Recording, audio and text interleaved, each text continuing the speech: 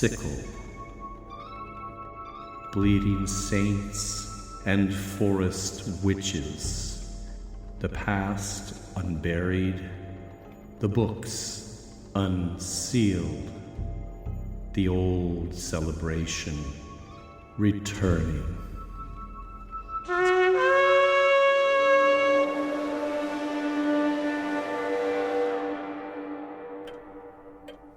Hello and welcome to my study. Please come in and have a seat. All these books surrounding you are used to research our show, and the individual here to my right, along with managing domestic duties, serves as our reader for any of the passages we'll be directly quoting from these books. Her name is Mrs. Carswell. Hello. So, before we hit the record button, we were debating how much of this to go into, but I suppose listeners might be curious about our unfolding dramas outside. Involving my hives, as I predicted. The beehives Mrs. Carswell keeps were raided for honey, and some garbage cans were overturned, and we're thinking it's possibly a bear, or... I don't know. I really don't. The hives themselves weren't raided. It was just the winter feeder trays. They have honey in them. Or did. Occasionally we have sightings of bears coming out from the mountains, getting into the garbage cans. Some of that wire fencing was knocked down, and there was an animal smell or some muskiness, not musk. Unpleasant, more feral. Almost like urine. I'm sorry, but that's what it was like. I'm afraid if Mr. Petrovich is living in the woods, he doesn't take a bus into town to urinate, you know. Yeah, that's the other thing. We can't put it all together. Mr. Petrovich was a temporary employee here doing some outside cleanup, whom, Mrs. Carswell thinks he's camping in the adjacent woods. It's not just me. You heard him too. Yeah, last month at night, we heard some commotion in the woods, a sort of a nighttime party, or a party of one, some drunken yelling and howling. It could have been Serbian. He's Serbian. It was hard to hear actual words. And he did seem very curious about my hives. But the garbage cans overturned? That's more of a bear thing. Who knows with him? The feeder trays weren't just broken off, by the way. They were removed. A bear would just tear open the hives themselves. A human would know to avoid the bees and just go for the easy honey in the feeders. There's a jar that's attached to the tray, and that was pried off, or possibly even unscrewed. I can't imagine a bear doing that. No. They were emptied on the spot. The empty jars were lying all around. You'd think a human would just walk off with the jars for later. So it's not a bear? I don't know. It's disgusting. If it's a person guzzling honey, that's no way to enjoy honey. That's not human. Just standing there under the moonlight, head thrown back, guzzling honey. I keep thinking of him like that, and it disgusts me. I picture the honey just running down his chin and chest. Well, we really don't have evidence of him living in the woods, at least not where we looked. We did walk around the woods looking for an encampment, and there was no actual tent, but there was that one area. That was just where people were dumping trash. The tarps and cardboard under the rock, and liquor bottles. I know, but, well, I'm not even sure what's worse, a bear or a vagabond with an eye on your property. I may have to get some help on this. It's really affected me. I'm even having dreams about it now. Nightmares. I dreamed he showed up in the house and stared at me. When we were both in a jewelry store and they were putting silver chains on our necks with bells on them. I didn't want one. I didn't want anything matching him. That's why I have these marks on my neck. What? I was trying to tear the chain off in my sleep, but I couldn't. I guess I scratched myself. You didn't notice that I had my collar buttoned, but I can show you. That's fine. I believe you. Look, I'll make some calls about this. If nothing else, it's trespassing. Assuming it's human, it's trespassing, not a bear. Anyway, we should get started. I'd appreciate that. I really would. Okay. I'll figure something out. So, we have episode 44, Banshees.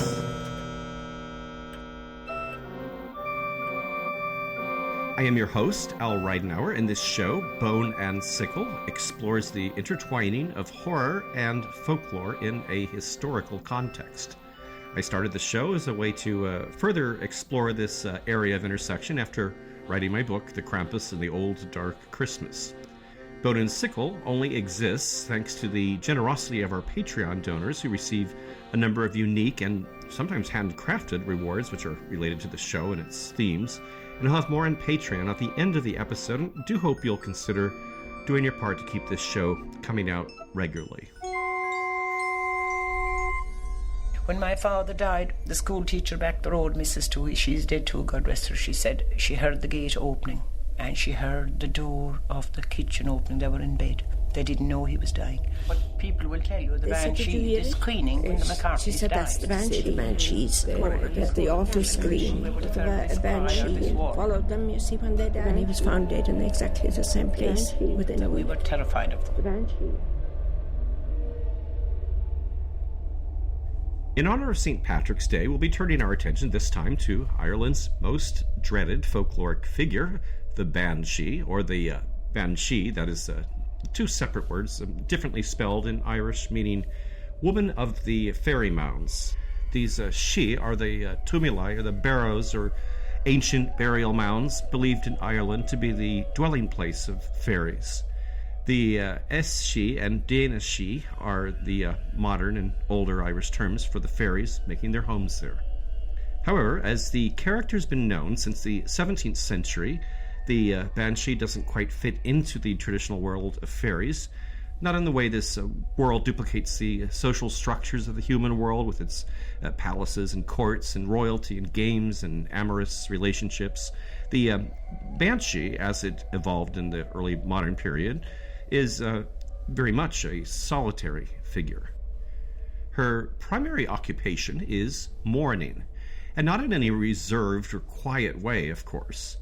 The scream for which she's known is a wail of grief that betokens the imminent death of someone close, and traditionally this would always be a blood relative.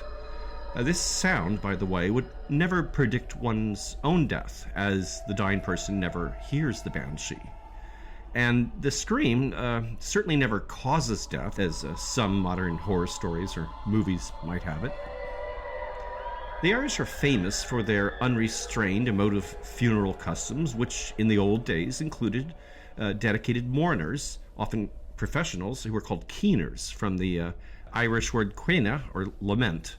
Sometimes, as in the province of Leinster, you'll even hear the term bansheanta, meaning keening or crying woman, substituting for that less descriptive banshee, which is just the woman of the mount.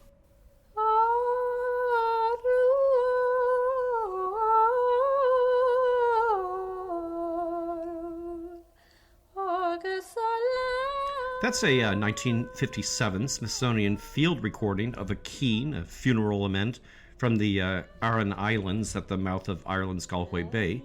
But it's probably not something you would ever hear twice, as keens aren't necessarily raw and improvisational. The keeners, who would often arrive in groups of 3, would rock back and forth and incorporate tearful wails and gasps and repetitive nonsense syllables called vocables. Sometimes also they'd thump rhythmically on the coffins.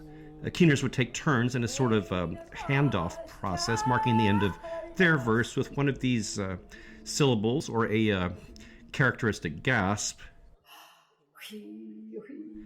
And then the next keener would pick up from there. Familial and ancestral relations of the deceased would be enumerated, like the beloved Mary Fitzsimmons, born to the father of this name and mother of that name and granddaughter of this and that person. She's lost to this poor grieving husband of this name and son of these people, and so forth. Though the banshee's wail was usually merely an inarticulate howl, in some instances there are similar verbal elements, these enumerations of the mourned and the mourning. Now, while the banshee's cry is known for a horrible piercing quality, coming from the fairy realm as it does, it could also have a sort of otherworldly beauty. For instance, Lady August Gregory, the dramatist, folklorist, and one of the writers behind the Irish literary revival of the 19th century, she mentions this quality, or quotes a local who mentions it, one only identified as Old Simon. This is in her 1920 book, Visions and Beliefs in the West of Ireland. Simon says, I heard her beside the river at Ballylee one time. I would stand barefooted in the snow, listening to the tune she had. So nice and so calm, and so mournful. While most frequently accounts of the Banshee mention nothing but a wail coming from some invisible source, others do sometimes describe the appearance of the figure, usually at night and near the home where the death will occur. So, as to the descriptions, in a culture where the woman's hair would more often than not be put up in some way, the Banshee's hair is invariably described as being long and hanging in a disheveled way, or even floating about her. And, of course, this is because the idea of neglecting the customary fixing of one's hair would be taken as a sign of grief, particularly among older women. And the Banshee does frequently have the gray or white hair of elderly women, or sometimes also red hair, possibly due to the color's association with passion.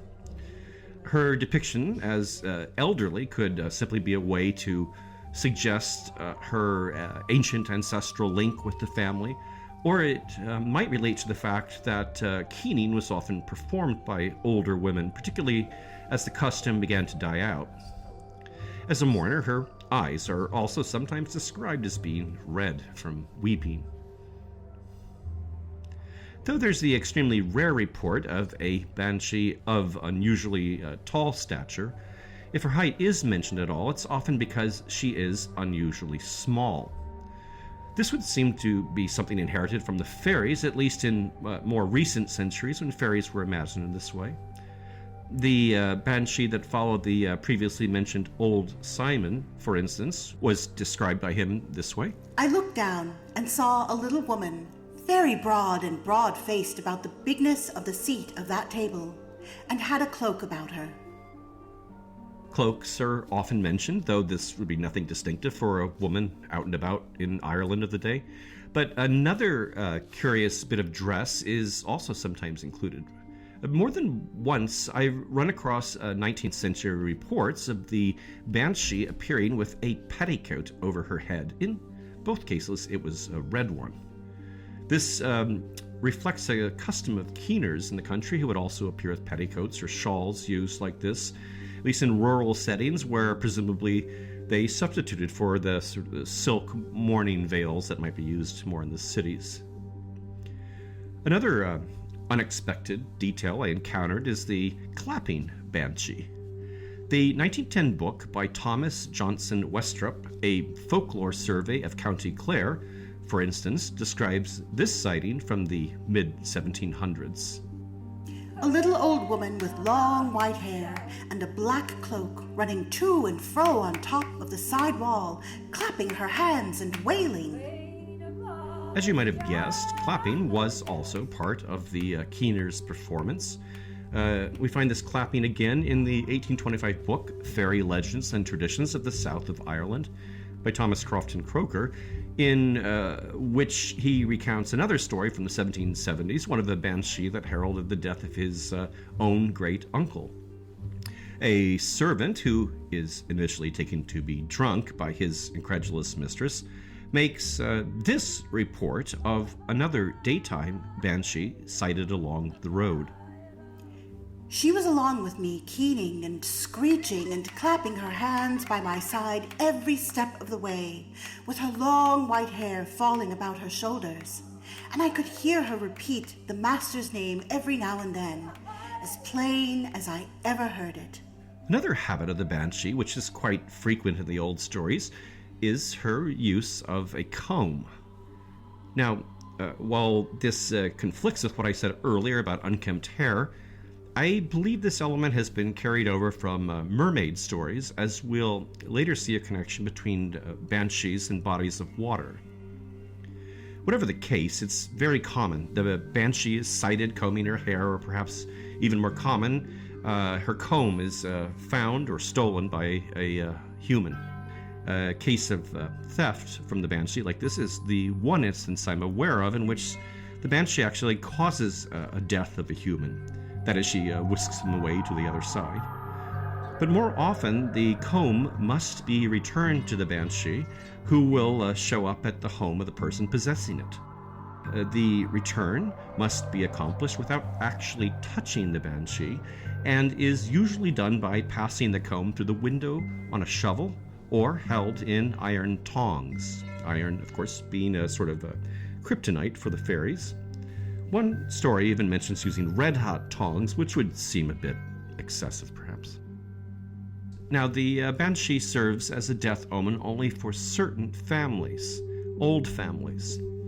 Sometimes it's said there are only 5 families, the O'Neills, the O'Briens, the O'Connors, the O'Gradys, and the Kavanaghs, but this is really often contradicted. While there is a certain status to having a hereditary banshee, the family banshee is actually more dutiful than snobbish. As D.R. McAnally reports in his 1888 book, Irish Wonders, though descendants, through misfortune, may be brought down from high estate to the ranks of peasant tenants, she never leaves nor forgets them, till the last member has been gathered to his fathers in the churchyard. And she is not bound to the Emerald Isle. She monitors the status of family members overseas, and there are many stories of families of soldiers dying overseas alerted to the deaths back home. Or there's a case of the banshee that's said to have appeared to the family of the Duke of Wellington when he expired at his castle in England. John Seymour and Harry Nelligan, in their 1914 book, True Irish Ghost Stories, tell of a party on a yacht on an Italian lake. A mysterious guest is sighted among the partygoers, but when a member of the group asks their host, a Count Nelsini, about the woman, he refuses to believe there is anyone unaccounted for. A moment after posing this question, however, the guest spies her again and screams and hides his face. "What is it?" asked the Count. It was a woman of no earthly type, with a queer-shaped, gleaming face, a mass of red hair, and eyes that would have been beautiful but for their expression, which was hellish. But then the Count reveals, "My family name is, as you know, Nelsini, which, little more than a century ago, was O'Neill." Unsurprisingly, then, within 2 hours, Nelsini was seized with a violent attack of angina pectoris and died before morning. While the appearance of the banshee to these particular families would be a dreaded event, it is, in the main, not an act of malevolence. But there are definitely outliers here, situations in which her attachment to the house would be more like that of a vengeful ghost. Possibly the first banshee account to make it to print is this type. It's an anecdote recorded in a memoir written by Lady Anne Fanshawe, recounting her life with husband Sir Richard Fanshawe, an English ambassador to the Spanish court under Charles I and II. The incident takes place in 1642 during a visit by the couple to the house of Lady Honora O'Brien in Ireland. So it describes a version of the O'Brien banshee. "I was surprised when, about 1 o'clock, I heard a voice that wakened me. I drew the curtain, and in the casement of the window I saw by the light of the moon a woman leaning into the window through the casement in white, with red hair and pale and ghastly complexion. She spoke loud and in a tone I had never heard thrice. 'A horse!' And then with a sigh, more like the wind than breath, she vanished, and to me her body looked more like a thick cloud than substance. I was so much frightened that my hair stood on end and my night clothes fell off." I'm not sure about her clothing falling off, but the next morning their host, who was away overnight, does a bit of explaining. "'Tis the custom of the place that when any of the family are dying, the shape of a woman appears in the window every night, till they be dead. This woman was many ages ago got with child by the owner of this place, who murdered her in his garden and flung her into the river under the window. But truly, I thought not of it when I lodged you here, it being the best room in the house. So here the Banshee is more in that vengeful ghost mode. A further bit of information snaps it all into place. The host reveals that her overnight errand involved her presence at the bedside of a relative who had died at 2 a.m., an hour after the spirit's appearance. It's not noted, but I'd like to believe that he died of injuries sustained in an equestrian accident. No other explanation of this hoarse utterance is actually offered. Another story of a banshee, somewhat in the vengeful ghost mode. On the coast of the North Channel across from Scotland in County Antrim is Dunluce Castle, where another banshee is often said to be the ghost of one who met a tragic fate. As the castle towers directly over the sea, the most common legend attached to it describes an incident in which part of the structure, the kitchen, collapses down the cliff, leaving the kitchen boy, or sometimes a piper, as the lone survivors, saved only by his presence in some fortuitously secure niche or corner of the room. Another tale, and one more related to our theme, has a female kitchen servant, a maid called Maeve Rowe, or red-headed Maeve, as the one that perishes in the accident, and as one who returns to haunt the castle. And still another legend presents this Maeve Banshee as a daughter that was imprisoned in her room to prevent marriage to a suitor disdained by the father. Attempting to escape on a rope ladder, she falls into the ocean and drowns, returning then as a warning ghost when the ocean is stormy or a member of the MacDonald family is on the verge of death. The room where she was said to be imprisoned is the castle's now famous Banshees room, one that's said to be perpetually clean and free of dust, swept away by its attending spirit. Or perhaps the seaside winds.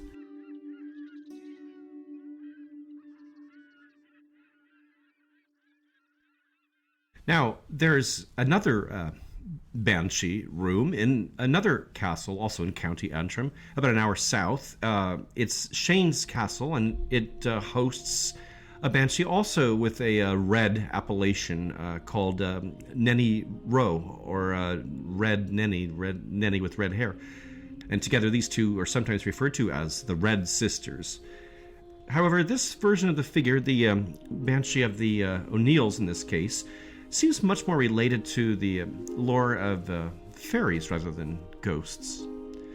We hear a bit about her in an 1858 issue of the Ulster Journal of Archaeology, featuring an interview with a local who's been employed at the castle. The informant recounts a bit of a jumble of stories related to Shane's Castle and its Banshee. In one, a servant of one of the O'Neill lords, while the two of them are in England in the town of Bath, he goes to a well to draw water, where he encounters an old woman sitting beside it, crying bitterly and tearing her hair as if in despair. Unable to help or engage this character in conversation, he becomes a bit frightened, and he leaves without the water and rushes back to Lord O'Neill and reports what's happened. Fearing a death at home, O'Neill immediately arranges for travel back to Ireland, but he has misread the omen. No one has died in Ireland. It is O'Neill himself who dies during the journey. And the storyteller quoted in this archaeological journal tells another story explaining why a room in Shane's Castle is known as the Banshees Room, and still is. In particular, she mentions its fine furnishings, including a state bed of the grandest sort. By the way, legend has it that on this bed, impressions of a reclining body sometimes appear, even when the room is known to be locked and vacant. These sumptuous furnishings, our storyteller explains, were only part of the gifts lavished upon a mysterious and beautiful woman that one of the O'Neill lords met on his travels. He brought her to Shane's castle. Everyone that saw her knew she wasn't of this world. She never smiled, but pined from wherever she came, though she had no cause for that, for Lord O'Neill loved the ground she walked on.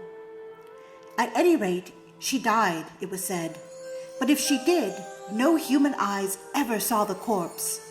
There was a grand funeral. The O'Neills always had that, but the lady wasn't in it. Her own gentle people took her to themselves, as everyone in the castle knew well enough at the time. Then, in 1816, on the occasion of a large party, the Banshee room, normally kept locked and available for the spirit's occasional invisible drop-ins, was opened and used to accommodate guests.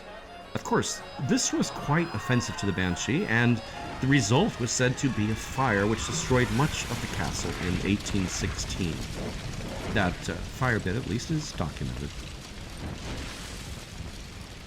Along the way here, I should also mention some other figures from Celtic folklore, more or less equivalent with the Irish Banshee.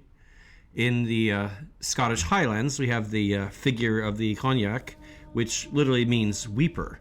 Her wailing similarly foretells deaths, particularly those of men lost in battles, and she is likewise attached to certain clans, though she appears not only at ancestral homes, but frequently at lakes and streams and waterfalls. In Wales, there's the Caharaith, a name from words related to skeleton. Her cries come in threes, and she's associated with particular parishes, the River Toy and the southern coast of Glamorgan, between Swansea and Cardiff, where her moaning is heard before shipwrecks, along with the flickering of supernatural lights. Wales is also home to the Gwrach Uriben, a death omen like the Banshee that appears at crossroads and streams, as well as the windows of the moribund. Descriptions of her appearance or attributes are quite variable in 19th century folklore volumes, sometimes including leathern wings, or long black teeth, wretched, skinny, shriveled arms of unwanted length, or long red hair and a face like chalk and great teeth like tusks. Now I'm going to return to this idea of the Banshee's connection to, or identity as, fairies. I mentioned at the start of the show how there was some disconnect here, as Banshees are normally solitary figures, but we've already seen a mortal and a Banshee marry in the story from Shane's Castle, and the further back you go, the more you find these fairy-like connections, as the Banshee's identity broadens beyond simply serving as a herald of death. For instance, there is a figure called Clena, who is known as the Queen of the Banshees of Southern Ireland, particularly the province of Munster and the city of Cork. She also served as a tutelary spirit, a guardian of the old families of this region, bestowing favors, announcing deaths, and even becoming romantically entangled with these mortals. A chieftain named O'Quaif is the object of a jealous rivalry between Clena and her Banshee sister, Avo. The squabble results in the two Banshees taking turns, turning each other into cats. But it ends with Avo mostly gaining the upper hand, which is nice because she's the one I actually wanted to discuss. Avo's name means the lovely one, so we might assume she was more attractive than her sister. She was also regarded as a queen of sorts and was said to be constantly attended by 25 other Banshees. Her domain was a bit further north in Munster in County Clare, where she was for centuries associated with a number of family lines, particularly the O'Briens. It's even been suggested that in pre-Christian times she may have been worshipped as a goddess at a particular site, always mentioned in connection with her. This is Caraglia, the Grey Rock near the Palace of Kincora, the 11th century seat of the High King of Ireland, Brian Boru, founder of the O'Brien dynasty. Avo figures into an important story about Brian Boru, that of the Battle of Clontarf near Dublin, in which Boru's men opposed an alliance of Vikings and Irish lords. In the 12th century manuscript, The War of the Irish with the Foreigners, we hear that on Good Friday of 1014, word was sent to the elderly king's tent that his son was facing defeat, to which he replied, Retreat becomes us not, and I myself know that I shall not depart alive. For Abel of Cariglia came to me last night, and she told me that I should be killed today. Though Boru's forces are victorious, both he and his son, as foretold, are killed by the enemy. The death omen of the music of Abel's harp is also mentioned in another 12th century tale, the cattle raid of Cooley, a conflict over a stolen bull between the kingdoms of Ulster and Connacht. The hero of Ulster is Cuchulainn, a sort of Irish Hercules, a demigod whose fate is similarly foretold. We hear in Lady Gregory's 1904 translation of this tale in her book Gods and Fighting Men from 1904 that it is the music from the harp that... Cuchulainn heard the time his enemies were gathering against him, and he knew by it that his life was near its end. He also encounters another banshee-like herald of death, not identified by name. And presently they came to a ford, and they saw a young girl, thin and white-skinned and having yellow hair, washing and ever washing and wringing out clothes that was stained with crimson red, and she crying and keening all the time. Cuchulainn's companion correctly interprets this image of bloody clothing or shrouds as an omen of his coming death in battle. Earlier, I mentioned a connection between banshees and bodies of water, which is what we're seeing here.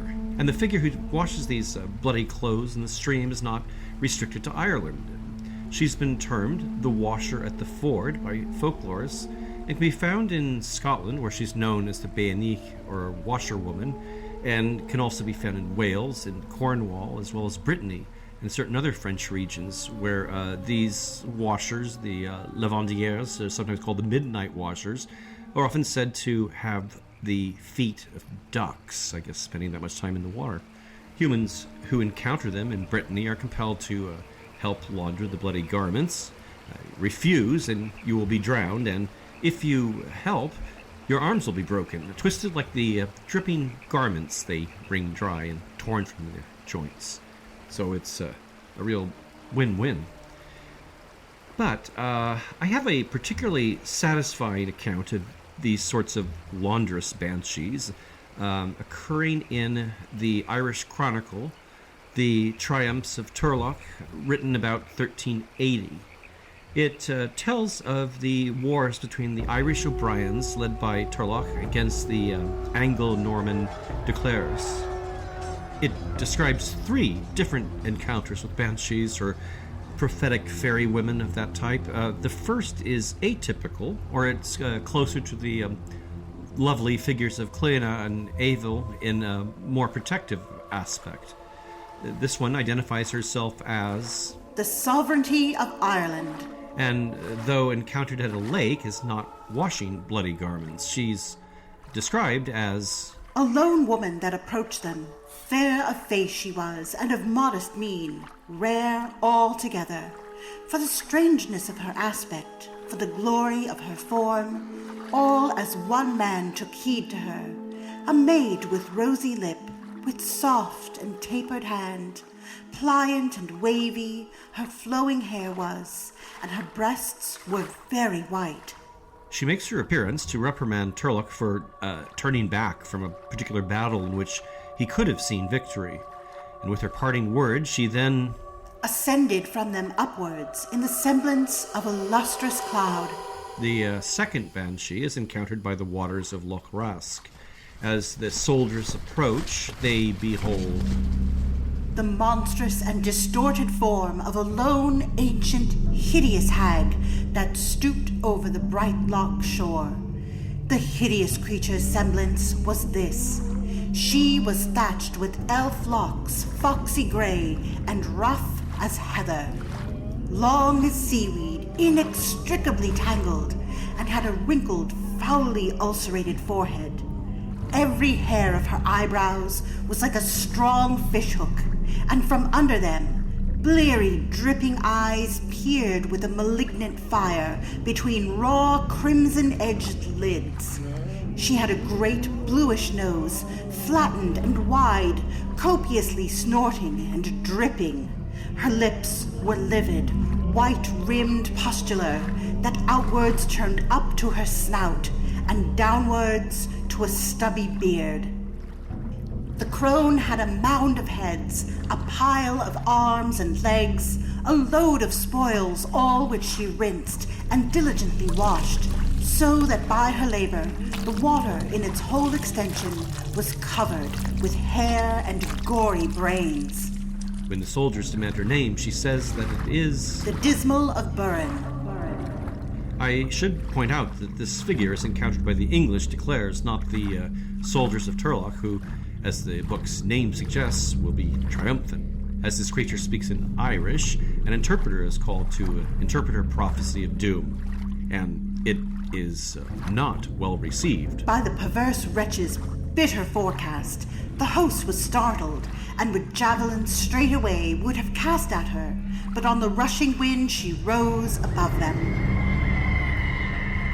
There is a very similar banshee encountered by the declares as they cross the River Fergus. There they saw await them a horrific hag that in the current washed and with huge exertion dipped old armors, satin vestments, gold-threaded jackets, and smooth silken shirts with other garments of an army, so that of all the river below her was made a brew of blood and water.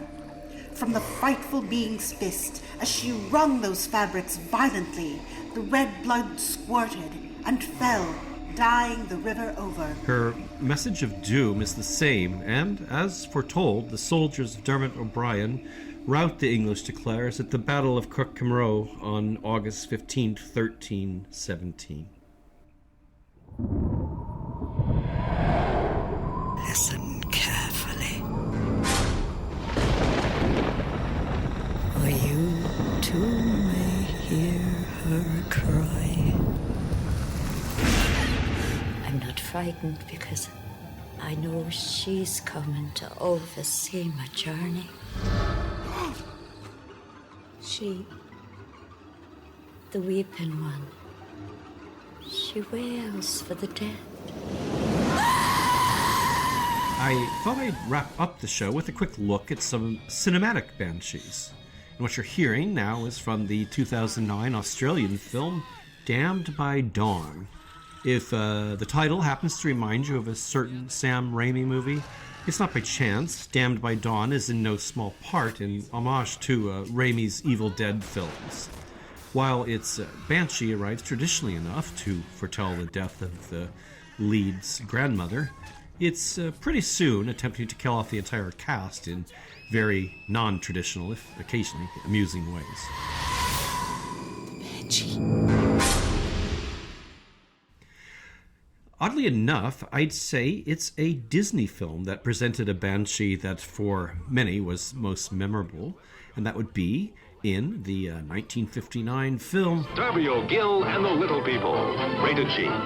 The film is based on the writings of Irish writer H.T. Kavanagh, author of the 1903 book Darby O'Gill and the Good People, and as such it makes a fair effort to represent the folklore accurately, to the extent that a Disney film of the 1950s could be expected to.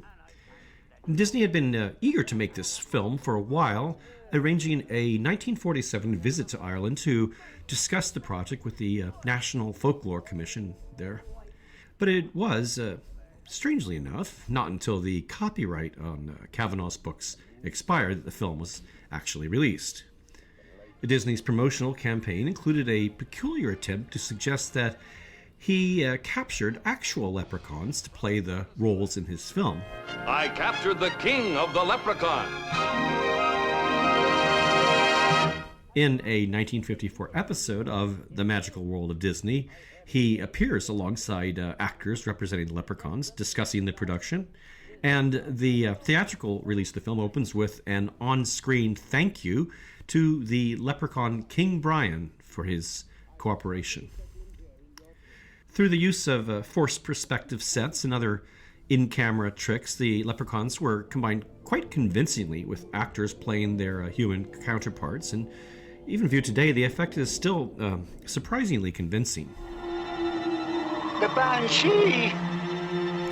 The brief appearance of the Banshee, while it suffers a bit from the dated feel of the solarized optical effects, was quite terrifying for audiences of the day, expecting no such intrusion in an otherwise kid-friendly production. Though the film is largely forgotten, this particular scene seems to have left a scar on children of its generation. Now, I'll close with a quote from the website Kindertrauma, an entertaining forum discussing movies and television and other bits of pop culture that have proved unintentionally traumatizing. In it, the writer recollects a special St. Patrick's Day screening at his school, an event complemented by green mint chocolate milkshakes. Hysteria erupted at the on-screen appearance of the screaming Banshee. The younger kids started screaming, and some were even audibly sobbing. The girl sitting in front of me on the floor became so upset, she vomited green ice cream chunks all over the back of the boy sitting in front of her. The teacher running the projector stopped the film, and I don't think they ever showed it again for St. Paddy's Day. Watch your newspaper for the theater where you and your family can see Darby O'Gill and the Little People.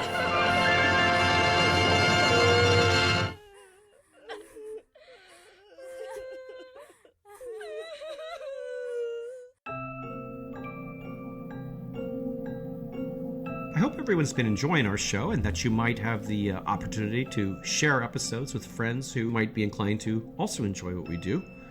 As I mentioned Patreon at the top of the show, I do want to remind listeners we do need help to keep this show coming out regularly. You can find the donor link to our Patreon page on our website, boneandsickle.com, or just Google us. Patreon members have a choice of rewards, including exclusive access to extra elements that go into the making of the podcast, digital downloads of rare books used in preparation of the show, the show soundscapes you hear in the background, and a special handcrafted mystery kit mailed to our top-level donors. Donation levels begin at $1 a month, and your support via Patreon is the sole support that pays for the more than 100 hours of work that goes into each episode. A special thanks to our new patrons, James Doyle, Lisbeth of Oil and Sugar, Haley, and to Joseph Kroll for upping his pledge. And thank you to Veins and Wires for the very kind review. Leaving a review is a big help to us, as it does raise the show's general visibility on Apple Podcasts and other outlets. If you haven't yet, you might want to visit our website, boneandsickle.com. There you'll find links to our Facebook group, Twitter, and Instagram, along with show notes for each episode with plenty of images, video, links to film, trailers, clips, and music used in the program. Sound design otherwise is all original for this show. The show is written and produced by me, Al Ridenauer, and Mrs. Carswell is played by Sarah Chavez, whose projects and writing related to death and culture you can track at sarah-chavez.com. Thanks to Martin Sullivan for some help with the Welsh names, and to Pater O'Geelin for some Irish help. And thanks to all you out there for listening.